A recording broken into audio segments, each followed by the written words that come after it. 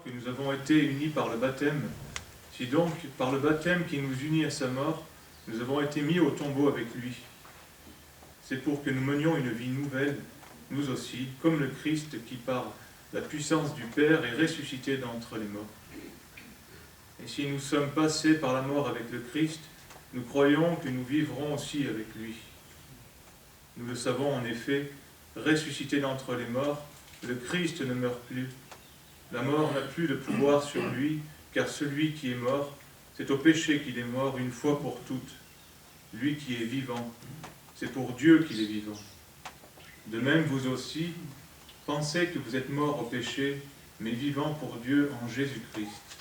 Parole du Seigneur.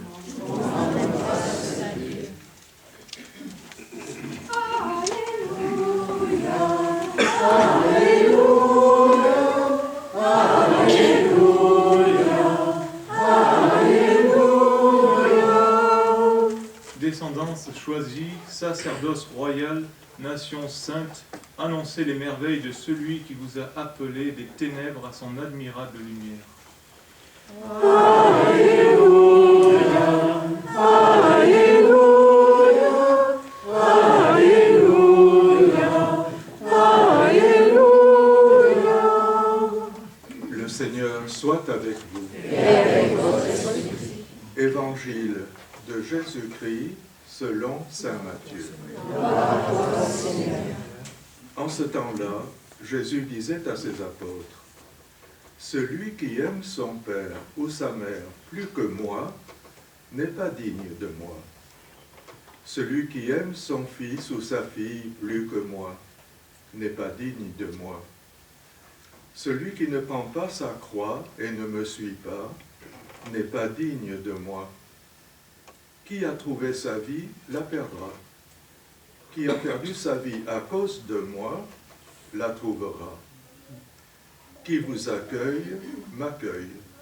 Et qui m'accueille, accueille celui qui m'a envoyé. Qui accueille un prophète en sa qualité de prophète, recevra une récompense de prophète. Qui accueille un homme juste en sa qualité de juste, recevra une récompense de juste. Et celui qui donnera à boire, même un simple verre d'eau fraîche, à l'un de ses petits en sa qualité de disciple, amen, je vous le dis, non, il ne perdra pas sa récompense. Acclamons la parole de Dieu. Louange à toi, Seigneur Jésus.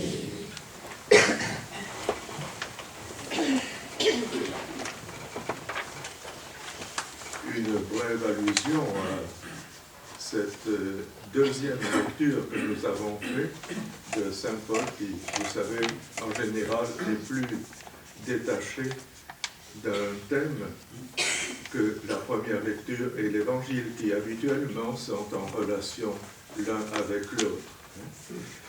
Et dans cette lettre aux Romains, Saint Paul nous dit « Nous tous qui par le baptême avons été unis au Christ Jésus, c'est à sa mort que nous avons été unis par le baptême. C'est pour que nous menions une vie nouvelle, nous aussi, comme le Christ, qui par la toute-puissance du Père est ressuscité d'entre les morts. » Et c'est l'idée, vous voyez, de Jésus qui est mort pour nous, comme dans le baptême. Autrefois, c'était beaucoup plus expressif avec le baptême par immersion. Le catéchumène qui rentrait dans l'eau, pas libéré encore par Jésus, était mis dans l'eau, submergé, et ressortait de l'autre côté, nouvelle créature, chrétien. Oui. Et nous aussi, que, grâce à la mort de Jésus, qui a comme été enseveli avec le péché, et est ressorti ressuscité, et après avoir pris nos péchés sur lui, eh bien, en le suivant, nous aussi, nous pouvons sortir libérés du péché. Et puis, comme nous sommes fragiles, rappelons-nous que Jésus nous a donné un sacrement de rattrapage, qui n'est pas seulement de rattrapage, qui est aussi de vie chaque fois plus profonde en Dieu, le sacrement de la pénitence. Oui. J'en profite pour le rappeler parce que on dirait un petit peu qu'on a oublié ce sacrement. Oui. Alors si des fois c'est parce que vous manquez de prêtres, et c'est vrai que c'est très difficile avec le peu de prêtres qu'il y a, eh bien, au moins il y a des endroits, à Valence, ici aussi, où on peut recevoir, on trouvera toujours un prêtre disponible pour recevoir ce sacrement. Voyez. J'en profite pour insister un petit peu là-dessus. C'est un sacrement merveilleux, hein, qui coûte un petit peu à celui qui le donne, d'écouter. Et des fois c'est long, des fois c'est... Eh bien, mais ça donne une telle satisfaction. Et voir celui qui est venu se confesser sortir un petit peu, comme nous dit aujourd'hui la lecture, là, sortir de cette immersion dans le sacrement de la réconciliation, une créature nouvelle, oui, renouvelant son compromis baptismal. Mais les autres lectures sont centrées beaucoup sur l'hospitalité. Oui. Nous avons entendu ce passage du prophète Élisée, qui allait, prédicateur itinérant, et dans une ville, a trouvé un couple, enfin c'est un couple qui est allé le chercher, et qui l'a invité à être chez lui chaque fois qu'il passerait dans la ville. Oui. Et c'est très joli, moi je suis très sensible à ce détail, oui, qu'ils aient prévu une chambre, un lit, c'est important quand même, hein. On a beau être un homme de Dieu, de prêcher, ben, on a besoin aussi de la position horizontale. Hein. Une table pour l'étude, une chaise pour s'asseoir, une lampe pour pouvoir étudier encore et prier le soir. Oui.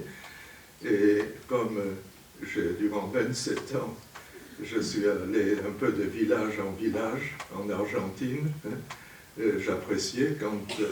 les sœurs qui avaient préparé les prédications, une semaine de prédication dans un village, oui, et les sœurs avaient détecté quelqu'un capable de recevoir et d'offrir aussi la chambre, la table, la lampe et la chaise. Oui. Et c'était vraiment très... J'étais très reconnaissant envers ces personnes. Je comprends parfaitement le prophète Élie. Oui. Et cette hospitalité, oui. Et Jésus nous dit aujourd'hui quelque chose de surprenant. Oui. Celui qui aime son père ou sa mère plus que moi n'est pas digne de moi. Celui qui aime son fils ou sa fille plus que moi n'est pas digne de moi. Oh. Alors c'est sérieux, hein? Et je comprends que les mamans puissent avoir... alors, il ne faut pas se faire un problème plus grand que celui que pose Jésus. Hein. Jésus nous demande d'être disposés à le suivre en toutes circonstances. Alors, ça ne va pas du tout contre l'amour d'une maman pour son fils, pour sa fille, ou d'un fils pour ses parents, oui. Ça ne va pas du tout contre. Mais s'il y avait à choisir un jour, peut-être l'affectivité en souffrirait. Mais il faut donner la priorité à Dieu. Cela arrive assez souvent quand un jeune ou une jeune fille se sent appelé à suivre Dieu, par exemple, et que les parents n'acceptent pas ou sont très gênés par cela, enfin, montrent un peu qu'ils sont contrariés par cela. Et si vraiment cet appel se confirme, il faut donner la priorité à Dieu. Et cet exemple de Thomas More, par exemple, qui aimait le roi, qui aimait la vie, qui aimait sa femme, qui aimait sa famille, mais qui a été mis devant une disjonctive où il acceptait le faux mariage de Henri VIII, où alors il était exécuté. Et dans la logique, quoiqu'il aimait bien le roi, il aimait sa famille, son cœur l'aurait poussé à dire non, mais je reste avec tout ce que j'ai qui est un tel trésor pour moi, mais il s'est rendu compte que s'il acceptait ce mariage du roi Henri VIII, il était infidèle à sa vocation chrétienne, et publique surtout. Et on lui avait offert, quand il était à la Tour de Londres, de faire un compromis. On sait très bien que dans son cœur, il n'était pas d'accord, mais devant tout le monde, une phrase un peu équivoque, et puis ça pouvait passer comme une acceptation, et il a sauvé sa vie. Et il s'est rendu compte que non, qu'il ne pouvait pas sauver sa vie pour cela. Voilà un des exemples un peu extrêmes, si vous voulez, mais il y a beaucoup de petits choix où préférer Dieu n'est pas toujours facile. Mais Jésus nous le demande. Et puis Jésus qui nous dit, qui accueille un prophète en sa qualité de prophète, c'est-à-dire de celui qui parle au nom de Dieu, recevra une récompense de prophète. Alors c'est certainement que l'Église a voulu faire le lien là avec la première lecture, et en parlant de l'accueil d'un prophète. Mais sans arriver à quelque chose d'aussi grand, celui qui donnera à boire même un simple verre d'eau fraîche à l'un de ses petits en sa qualité de disciple, non, il ne perdra pas sa récompense. Alors ça paraît tout simple. Il suffit de donner ce que l'on peut et aux personnes qu'on voit dans le besoin, et cela ne restera pas sans récompense. Oui. J'ai lu une petite synthèse de la façon d'accueillir. Oui. L'accueil de Dieu et l'accueil des autres se vivent d'une même manière.